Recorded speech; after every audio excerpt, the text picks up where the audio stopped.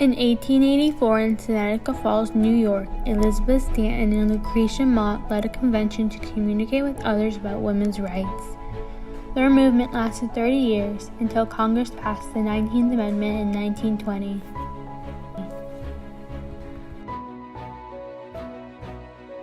Elizabeth Stanton and her friends created the message. The start of the Seneca Falls Convention began with Elizabeth Stanton meeting with Lucretia Mott and 3 other friends. The women decided the time was right to hold the first women's rights convention, where they would discuss the social, civil, and religious condition and rights of women. Stanton put forth the idea that men and women were equal and listed 18 ways in which men did not treat women as their equals.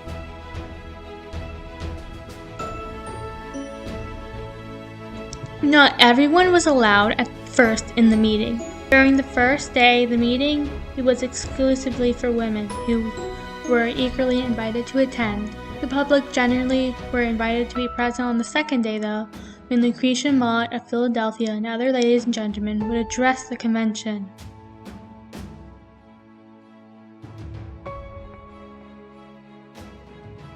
The response to the convention was immediate, and many had opinions on the matter. As the rest of the country learned about the convention, the reaction was immediate. The Philadelphia newspaper said that outside of the roles of wife and mother, women had no rights. A woman is a nobody, a wife is everything. A pretty gift is equal to 10,000 men, and a mother is, next to God, all-powerful.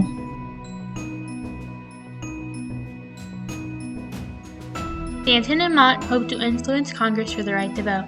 Based on women's suffragists' civil rights in America, women began to crusade in earnest for the right to vote when the 14th and 15th Amendment to the U.S. Constitution gave that right to freed male slaves.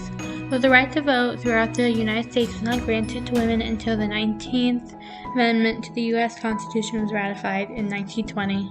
The birth of women's suffrage began with the Seneca Falls Convention. The goal of the Seneca Falls Convention was to build support for the idea of women equality, including the right to vote. Two organizations, the National Women's Suffrage Association and the American Women's Suffrage Association, joined forces in 1890 to become the National American Women's Suffrage Association. Americans entering World War I helped forward the women's movement as Alice Paul asked President Woodrow Wilson how he could fight for democracy overseas while denying women in his own country the right to vote. Elizabeth Stanton lived in Seneca Falls, New York, where the convention was held. They decided to call a general meeting in Seneca Falls, New York, where Stanton lived. People came from all over the U.S. to talk about women's rights. Women had little to no rights in 1848. Because women had little rights during this time, they fought passionately for their freedoms. At the time, women could not vote, hold office, or sit on juries. In most states, they could only own property if they procured the guardianship of a man. Married women were subjected totally to their husbands, who were permitted with rare exceptions to beat their wives so long as the rod they used was no thicker than a man's finger. Married women were not even entitled to the money they earned because their assets belonged to their husbands.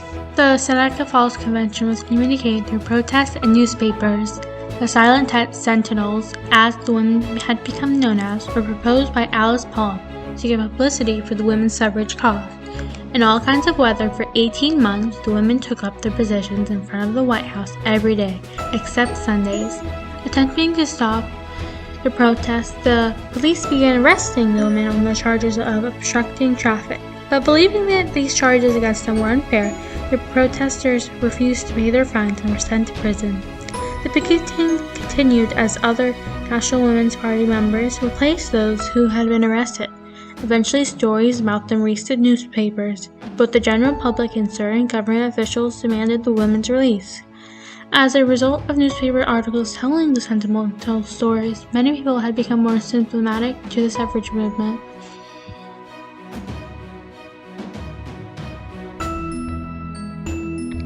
Again, the public were invited to attend the convention on the second day, but the first day only women were allowed, says news article from the Seneca Falls, New York Courier, called Seneca Falls Convention.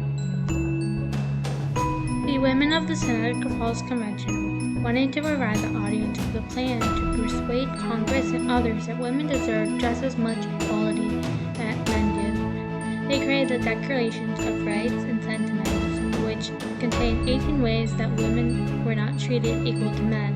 At the end, the delegates adopted a Declaration of Rights and Sentiment, which using the language of the Declaration of Independence as its basis, claimed for women the same rights that the delegates said had been reserved for men in the United States. Many women understood what Lucretia Mott and Elizabeth Stanton were communicating at the convention. For example, even from a different continent, two women from Paris understood and were ready to defend their rights of freedom with their fellow sisters. The Seneca Falls Convention of 1848, the first women's rights convention held in America, provoked an international reaction. Two passionate French women writing from Paris said, in listening to this appeal, rise and approach the liberating arms to exercise your right of suffrage as a member of society. The Seneca Falls Convention was also political. Lucretia Mott, a Quaker minister, led the way for women in the anti-slavery and women's rights movement during the 19th century. Mott helped to found the Philadelphia Female Anti-Slavery Society and participated in the first women's rights convention at Seneca Falls, New York.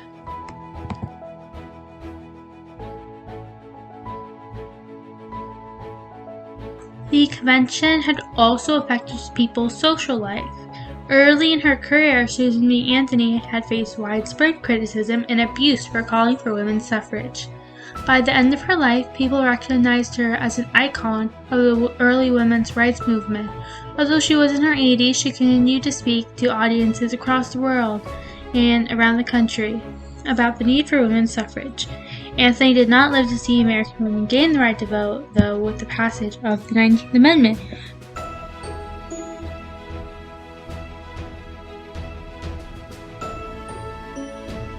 There were many changes that resulted from the convention, like the women's suffrage movement, but these changes took time. A significant change was the 19th Amendment, when women got the right to vote. Women were not immediately made equal as a result of the convention, but it was an important first step. Women finally got the right to vote in 1920 with the passage of the 19th Amendment. A positive effect of the convention was that women got their rights, but a negative effect is the time it took to get the rights and the way women fighting for their guaranteed rights were treated. The world is different today because of the convention. It gave a push to women all over the world to fight for their rights.